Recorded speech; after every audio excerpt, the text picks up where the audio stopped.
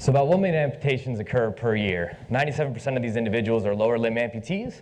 That's anywhere from the hip joint all the way down to the toes. All these individuals, by the time I finish this 3-minute talk, there'll be 6 more amputees in the world. So it's important that we study what we're giving to these individuals to allow them to locomote again. We're going to be studying passive prosthetics. I take a biomechanics approach, which is applying engineering principles to animal motions.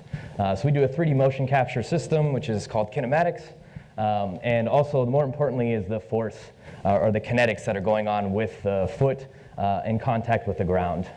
So I'm taking 3D force measurements from 3 force platforms, having my subjects one control group with biological ankles. The other group is going to be our treatment group with passive prosthetics to one limb and a biological ankle on the contralateral limb. So these forces are essentially what the 3 steps look like, and I'm taking a complete stride from these dotted lines here. And we're trying to get to the question of, do prosthetics restore walking locomotion?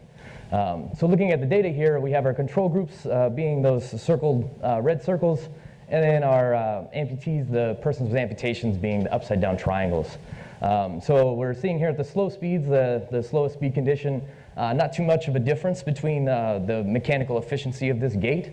But right when we get into the preferred walking speeds, we start to see a deviation here, 10% lower performance or a cost reduction for controls. This is good. So the lower you are on this scale is basically saying you're saving about 40% extra mechanical energy based on this force and velocity vector.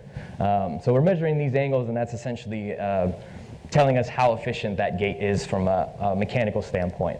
So this disparagement is a little disconcerting. These individuals do enjoy walking around on 2 limbs rather than having a zero collision or wheelchair effect where this would be, those 2 vectors would be in line. But when you start to negotiate stairs and taking steps back and walking around just in crowds, they prefer to have 2 limbs, bipedal locomotion, to do that.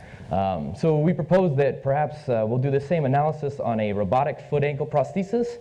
This one designed by Spring Active out of Tempe, Arizona, to see if we can bring these 2 closer together in terms of a mechanically efficient walk. This should include an increase in metabolics, and we really want to bring these 2 together to have a more comfortable ambulation for these individuals. And that completes this. Thanks.